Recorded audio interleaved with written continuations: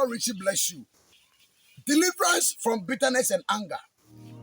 Part 2. So in the book of Matthew chapter number 18, verse 15 up to 17 that I quoted in our first video, Christ said that when somebody has an issue against you or her, make sure to go to the person and settle between both of you. So I wonder why marriage couples will get an issue, and instead of the wife to call the husband and settle the case, they will call a third party.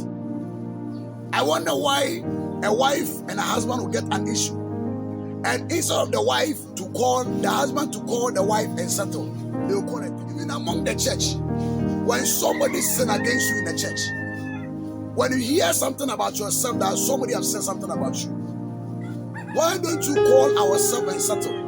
But we go to the third party. We are breaking scriptures if we do that.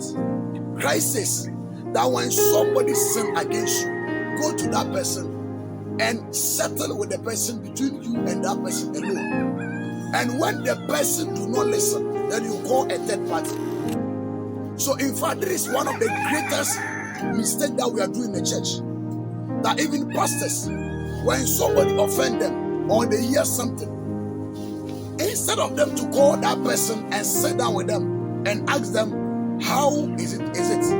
They will end up preparing a message and preaching on the pulpit against such a person, which is very, very wrong according to the scriptures. You must call the person and know the truth of the issue, whether it is true or not, so that we can put the thing at the right place. Now, Christ even said that when you're even going to pay an offering, going to give your offering, and remember that you have something against somebody or somebody has something against you, put your offering down and go and settle before you come back and give. But today when you come to the church, many have removed their jewelry, putting on scarves, wearing long gown, having bitterness and unforgiveness in their heart, but we are still giving offering. We are still giving whatever we can give. Despite all the bitterness and anger, we have been covered with a long dress and suit and tie, and we are giving offering. And if we don't work these things out, I'm telling you, we might listen to all the revelations in the world, get all the dreams in the world, but at the end, God will tell us that He doesn't know us.